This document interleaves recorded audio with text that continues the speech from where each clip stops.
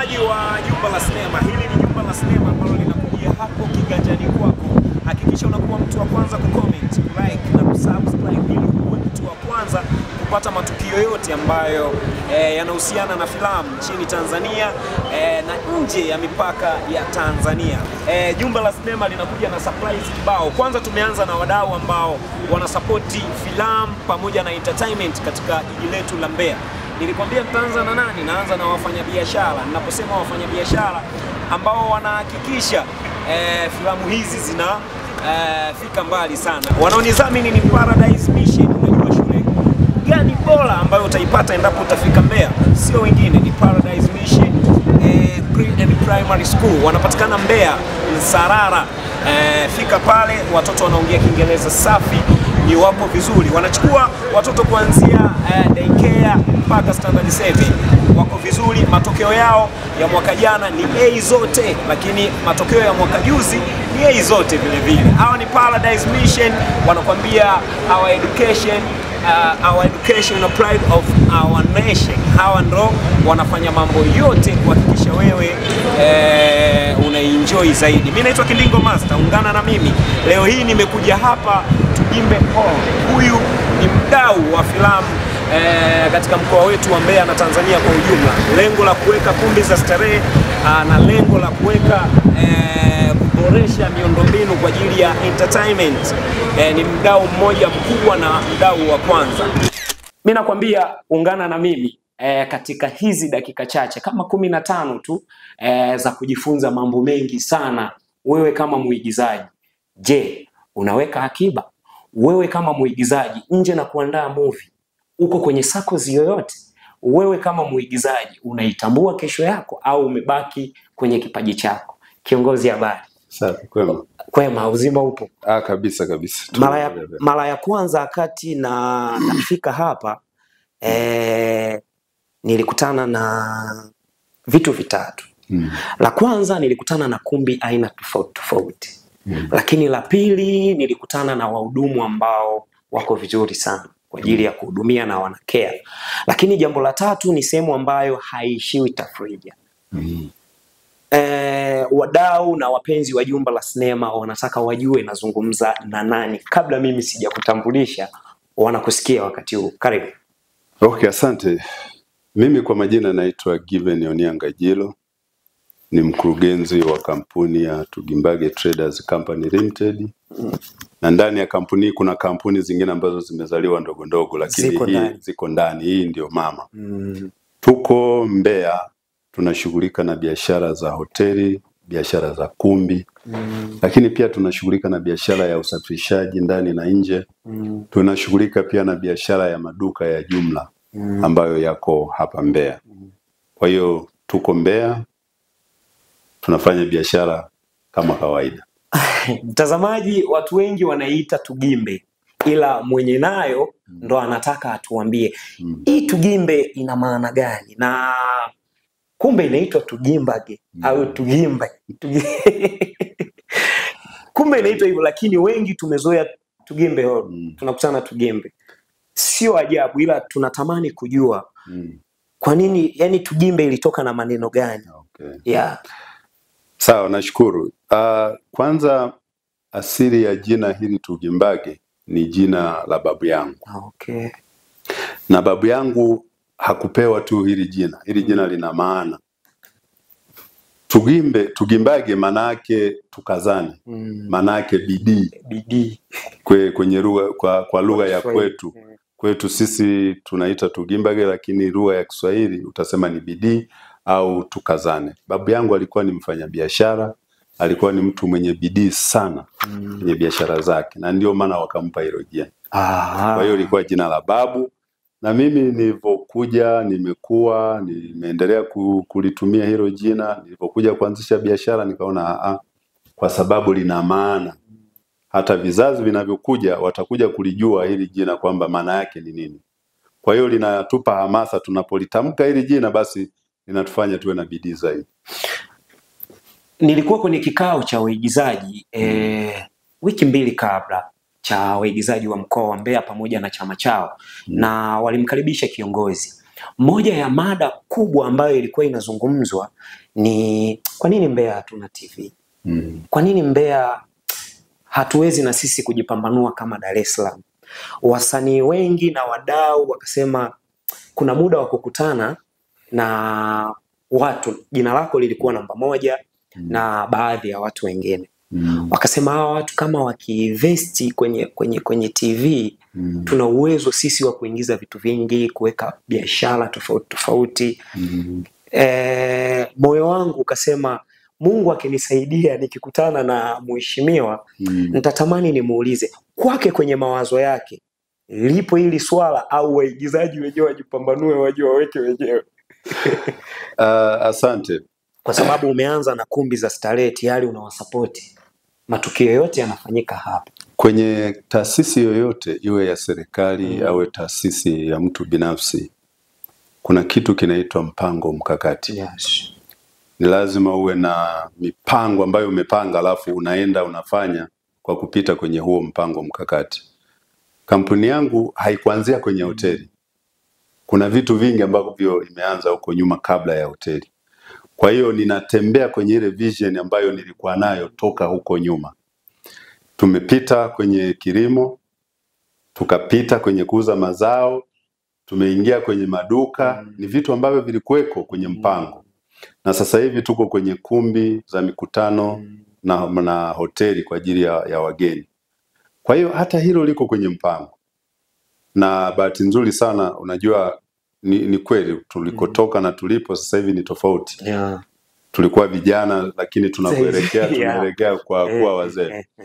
Na vijana ambao tuko nao, yani ninamaanisha watoto wetu ambao tunafanya nao kazi sasa hivi, na wenyewe ndo wanakuwa chachu ya haya yote ambayo kama mzee wao niliyaweka. Kwa hiyo hivyo vitu vyote ambavyo vinatakiwa, hilo swala la TV tumewahi kuliwazia sana huko nyuma, lakini wakati wake bado haujafika. Lakini kutokana sasa na hamasa ambazo tunaziona kwenye mambo mbalimbali, na hasa ametutia joto sana Azam TV. Anafanya mambo makubwa sana. Hata kwenye haya mambo yenu ya uigizaji, kwenye tamthilia nyingi, Azam ndo amekuza vipaji vingi kwa ukubwa na kwa upana sana. Kwa hiyo hata sisi tunadhani tutegemee siku moja Mbeya tutakuja kupata TV. Hayo ni maneno yake mkurugenzi wa Tugimbe Company Limited.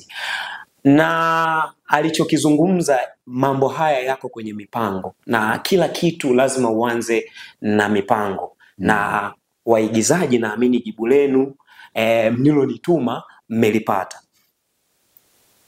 Muigizaji wa kwanza ambaye anafanya vizuri kwenye Jua Kali anaitwa Ruka. Tuzo yake ya kwanza aliipata ukumbi wa Tugimbe, na wakati nakuja hapa kufanya interview alisema nifikishie salamu. Huo ukumbi ndio uliniibua mimi. Kuwa Ruka saizi naonekana kwenye Jua Kali, saizi ni msanii mkubwa East Africa na ana tuzo kibao. Akaniambia nifikishie salamu kwa sababu huo ukumbi ndio ulinipa tuzo yangu ya kwanza. Naipokea. Naamini salamu zimefika. Vijana wengi, tuje sasa kwenye maisha ya kawaida. Vijana wengi wanatamani mafanikio, lakini wakipambana hawafiki kwenye mafanikio. Wagusie tu siri kidogo ili kijana afike kwenye ndoto zake. Ni vitu gani ambavyo anatakiwa azingatie? Au ni sheria gani ambazo anatakiwa azingatie? Maana maneno yakitoka kwenye kinywa chako atakuwa na hasira huko mtaani kupambana kwamba kama Tugimbe alisema hivi, basi ngoja na mimi nifanye. Asante. Maisha ni kama shule. Ni kama shule, unapoanza darasa la kwanza unaanza pre, mnaita sijui, mnaita kindergarten sijui, unakuja pre-unit, alafu unakuja darasa la kwanza, la pili, mpaka la 7, mpaka chuo. Sasa maisha na yenyewe yako hivyo. Hauwezi kuanza darasa la kwanza ukaluku kaenda sekondari. Ni uongo. Haiwezekani. Ni lazima upite kwenye hizo ngazi zote, la kwanza, la pili, la tatu mpaka la 7, la 7 sekondari, O level, A level, sijui mpaka mwisho. Na maisha yako hivyo. Mifumo ambayo sisi tumepita obviously imekuwa tofauti kabisa na mifumo iliyopo sasa hivi ya kibiashara.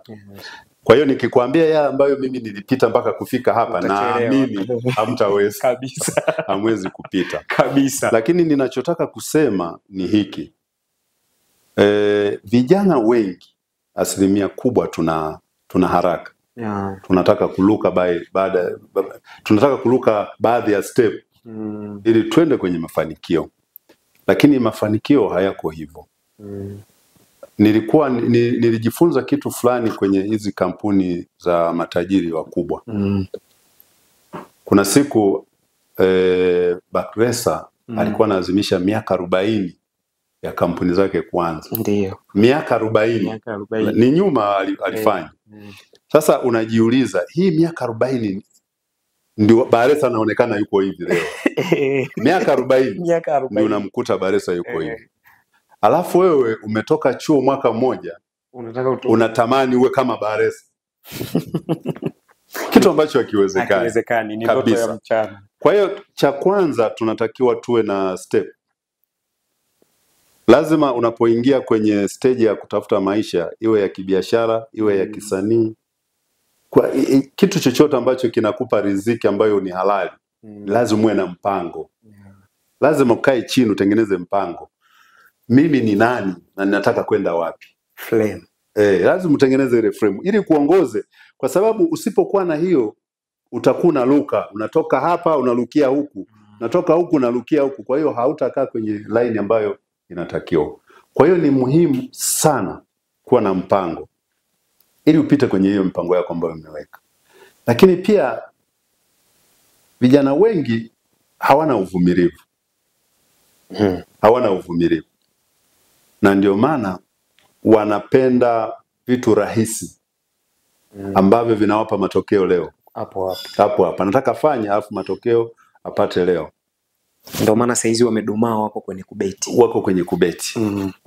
Unataka ubeti ili ukibeti saa hiyo maana ile ni kama kamari unacheza, alafu ukiwini unapata hapo.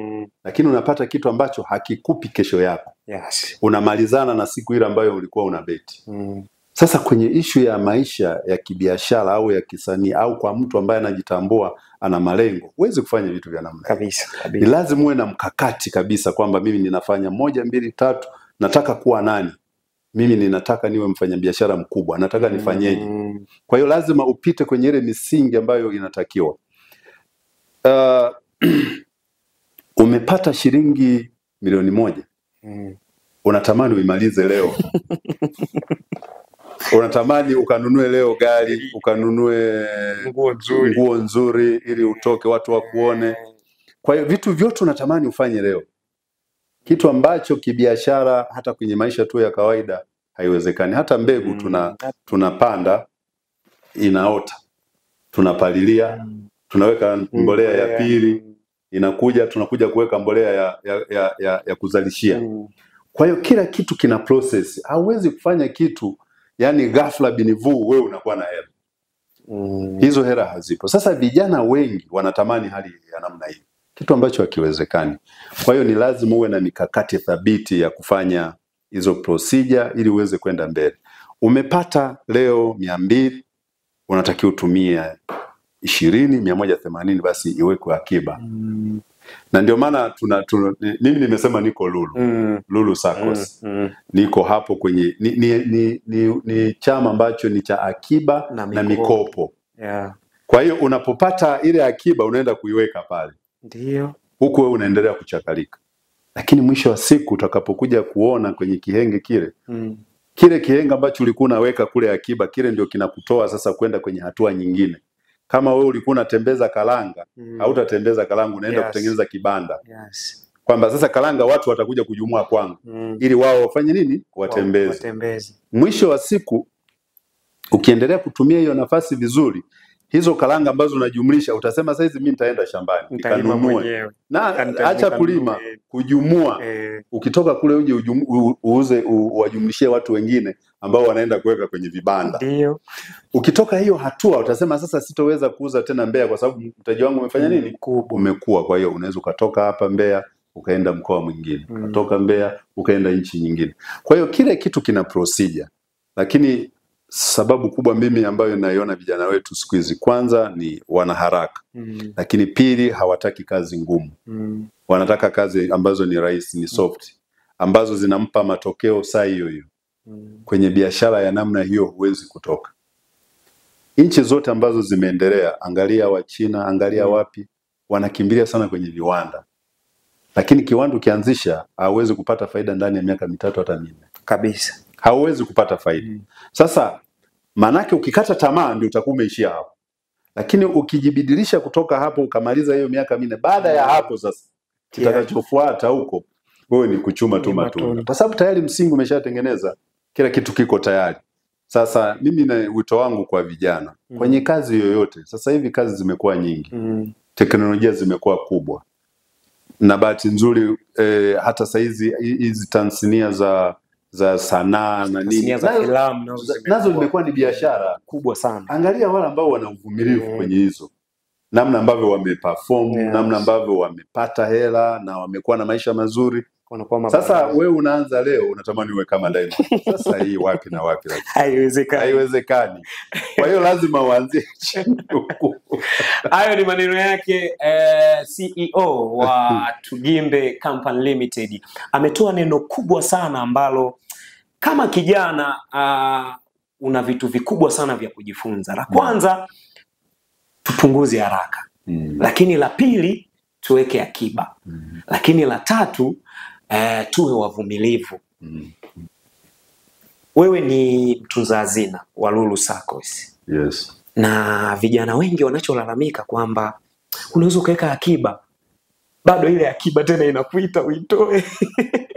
Yaani wanasema wao akiba haikai. Yaani unaweza ukaweka akiba, inapokuja tu swala la akiba umeishaiweka, umemaliza kile kitu chako, yanaanza kuja labda matatizo ili ya kufanya utoe ile akiba. Ndio maana unakuta vijana wengi wa saizi wanaambiwa wana haraka kwamba bado hawajajua jinsi gani ya kutunza akiba. Nyie kama Lulu SACCOS, kuna semina ambazo zinatolewa kwa ajili ya kutrain hawa vijana au kutrain tu mwanachama yoyote jinsi ya kuheshimu pesa na kutunza akiba yake, au na kumwambia kwamba biashara unayoifanya sio nzuri, mimi nakushauri fanye hiki, kitakuongezea, au huo mtaji uliokopa aidha ni mkubwa au kopa kidogo, ujue jinsi ya kumanage. Lulu mna mpango huo, wewe kama mtunza hazina wa Lulu SACCOS ambayo ni SACCOS kubwa saizi, ukizungumzia SACCOS 5 Tanzania na nyie mpo. Nashukuru sana, najua ni swali zuri sana hasa kwenye issue ya akiba. Unajua watu wengi huwa hatujui akiba maana yake ni nini. Akiba, tunaposema utunze akiba, hatumaanishi utunze mtaji. Akiba ni ile faida ambayo unapata kutokana na shughuli zako za kila siku. Kile kinachopatikana badala ya kuendelea kukiweka kwenye zile biashara ambazo unafanya, unaanza kukiweka kwenye akiba. Na maana ya hii akiba sasa, kama umeiweka kule, ile inakusaidia unapokuwa umeshindwa huko. Sasa mpaka uifikie akiba kuifanyia kazi au kuichukua ikusaidie, manake huku kote kumesha collapse. Sasa kitu ambacho sitegemei. Kwa sababu kama unafanya biashara, let's say ni mfanya biashara, unafanya biashara ya milioni 10, milioni 5 whatever. Lakini niongelee tu kwenye kiwango cha chini kabisa, milioni 5. Unapata faida labda kwa mwezi kwenye milioni 5 unapata labda 500,000. Yes. Mfano. Sasa unapopata shilingi 500,000 kama faida, hatusemi uchukue 500,000 ile ndio ukaiweke akiba yote. Kwa hiyo unachukua sehemu ya ile faida. Sehemu ya ile faida. Unaenda kuiweka wapi? Kwenye akiba. Kwa sababu faida, ukumbuke unapokuwa unafanya biashara, kuna maisha yanaendelea.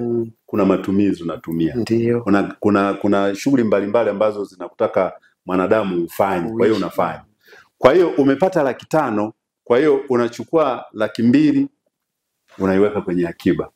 Hii 300,000 sasa, hii ndio inaendesha sasa zile shughuli zako, mambo ya mahitaji yale ya kila siku muhimu ya kila siku ya kwa sababu kumbuke mtaji wako upo pale 5. Wewe umepata 500,000. Kwa hiyo 300,000 ile unaweka, ile 200,000 unaiweka akiba. Hizi 300,000 sasa ndio zinakuwa za kutumia kwenye mambo yako yale ya kila siku ambayo unataka kuyatumia. Sasa umeweka 200,000 kwa mwaka mzima. Tayari kule una 2,200,000 na kitu. Kwa mwaka mzima ukiweka. Kwa hiyo mpaka uje uifikie hii akiba, manake hizi 300,000 zote umekula zimeisha. Halafu umeenda na kwenye mtaji pia. Halafu umekula umeisha. Ndio unatamani wewe ukaichukue na akiba. Unajua akiba ni sawa na watu ambao wanaweka kwenye vibubu. Sio ni vibubu wanaita kibubu. Kwenye kibubu alianzisha kile alikuwa na maana moja kwamba akiweka mle hela anakuwa na mlango wa kudumbukizia tu. Lakini sio wa kutoa. Ili hata kama kuna shida ya namna gani imetokea asipate nafasi ya kufanya nini? Kutoa ili malengo yake yatimie. Sasa sisi tunakatiza kwa sababu unasema hela ni yangu. Nani atanipangia? Kwa hiyo hata kama imekuja shida ambayo pia haina umuhimu sana. Unakuta sasa kwa sababu nayo akiba kule na mawazo yote yako kule, unasema ngoja nifungue. Mawazo yote yako kwenye akiba.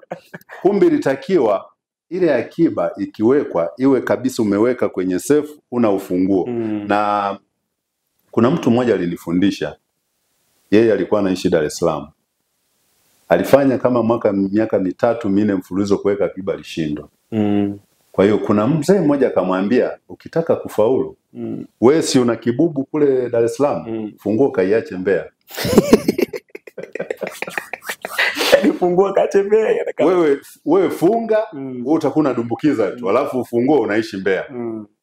Sasa wewe utaangalia ile distance ya kutoka Dar es Salaam mpaka uje ufuate funguo ili ukachukue ili uende ukachukue shilingi 500 kwenye kibubu. Kwa hiyo alipopata hiyo njia alifanya na alifaulu. Kwa sababu anaangalia na pima hiki kipindi cha kwenda mpaka Mbeya nikachukue funguo nije nifungue, wacha nikomae. Kwa hiyo anakomaa anasonga mbele. Kwa hiyo swala la akiba ni jambo ambalo linahitaji tuwe tunafanya yani wakati wote. Unapopata unapunguza kidogo, unaendelea na matumizi, hii nyingine unaweka kwenye akiba. Sasa sisi Lulu pale Lulu kuna semina hizo mbalimbali. Kuna semina nyingi ambazo na tumekuwa tukiwaita wakufunzi kutoka sehemu tofauti ambao wamebobea kwenye hayo mambo. Wamekuja kutufundisha sana. Wametufundisha. Mimi mwenyewe pia nimewahi kupata masomo kama mara 3 mara 4. Nilienda kufundisha pia hata kanisani. Kutokana na wale watu. Nikaenda kuelekeza hata kanisani, jamani, pamoja na kuwa sisi ni Wakristo lakini maisha ya ulaiani hatuwezi kuyakwepa kabisa. Lazima kwa sababu tunaishi ndio maisha tunayoishi.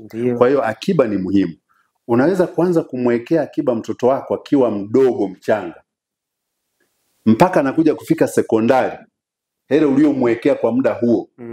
Ana uwezo wa kwenda kumaliza A-level, anaenda kwenda kumaliza chuo na masters huko. Wakati wewe umeshachoka, una nafasi tena ya kuweza kutafuta fedha kama ilivyokuwa mwanzo.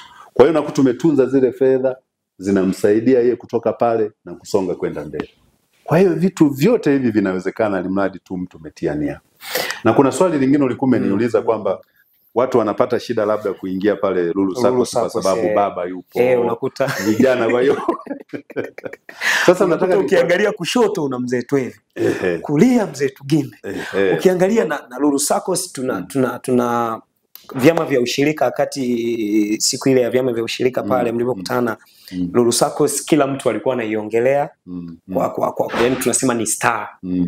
Kwa hiyo mtu wa kawaida kuingia pale anaona nitaweza kweli? Hapana, yani nataka nikuhakikishie. Sisi pale na ndio maana nilisema lile fungamanisho letu la biashara ndio linakufanya wewe uingie Lulu. Sasa haijalishi wewe unafanya biashara ya kiwango gani. Hatujasema kuanzia shilingi ngapi ndio huyu anatakiwa kuingia wapi Lulu. Kwa hiyo nataka nikuhakikishie pale huyo mzee Mtwe unayemsema yeye ndio mwenyekiti. Mwenyekiti. Lakini yeye pia na mtoto wake yuko pale. Naye ameingia ni mwanachama. Mtoto wake. Safi. Kwa hiyo kuna wazazi ambao wako pale, mama ni mwanachama, baba ni mwanachama. Watoto wake kama wako 2 watatu ni wanachama. Safi. Na tulianzisha huo mfumo kwa makusudi kabisa. Ili hawa watoto pia wawe wanaona baba zao wanachokifanya. Wanapopambana. Kwa sababu wakati mwingine unaweza ukawa unamuona baba ni kama amepata hela from, yani labda ametoa mahali alafu ndio zikaje ukaziona hivi, au yani Tugimbe unavyomuona leo yani unafikiri ndio ametua yuko hivi yani kama alivyo ameshuka kutoka mbinguni, ametua hapa afu akawa ndio Tugimbe hivi.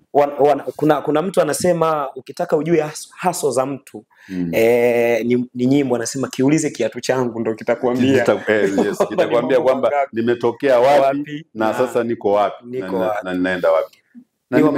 Na nimekuwa nikialikwa sehemu mbalimbali pia, hata kwenye vyuo nimeenda, wanakuuliza umefikafikaje hapa.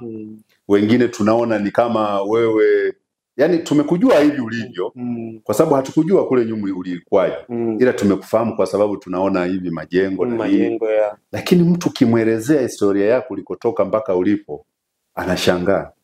Ni documentary tosha kabisa tena ndefu mno.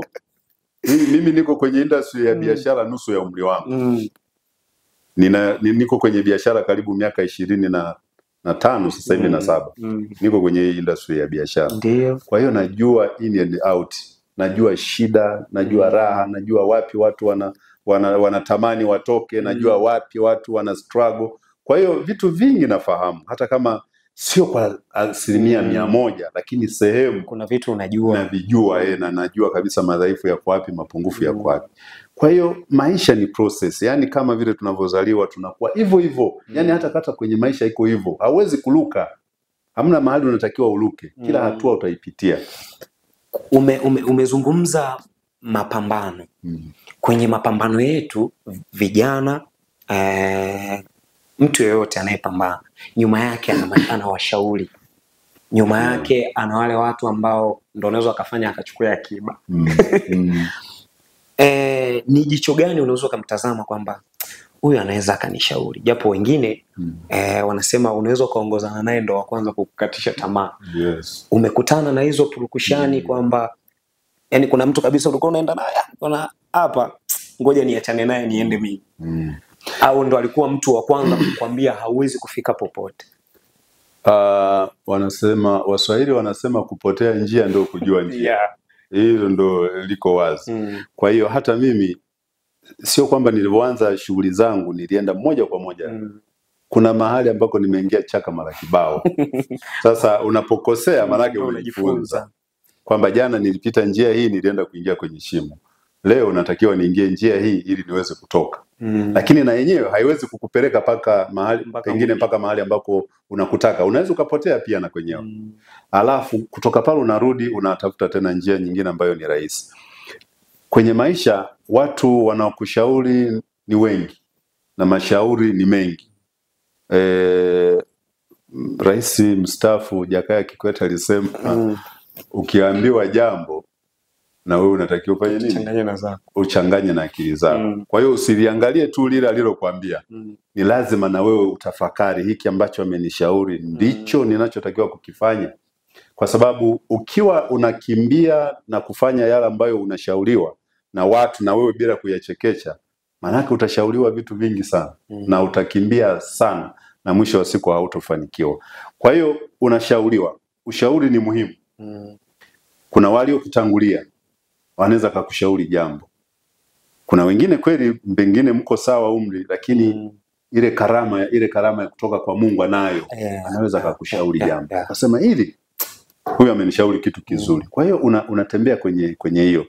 Na ukumbuke mambo yote haya yanafanyika. Mungu ndio anayekuongoza. Basi Mungu ndio kila kitu. Mungu ndio kila kitu. Kwa sababu Mungu yeye ndiye anayekupa njia na wakati mwingine anaweza akakwambia huku na kwenda sio. Uende njia hii. Ili ukikaidi ukienda utayaona matokeo. Kwa hiyo ni washauri wapo, tunapokea ushauri lakini unaangalia unashauriwa na nani na ni kitu gani anakushauri. Kwa hata wewe mwenyewe akili yako lazima ichaji. Uone kama anachokushauri kiko sahihi au la.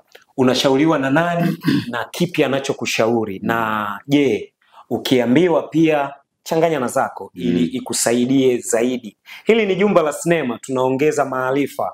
Niko na CEO wa Tugimbe Company Limited. Watu wengi walikuwa wanatamani na ametuambia hapa kwamba kama documentary basi inakuwa ndefu sana.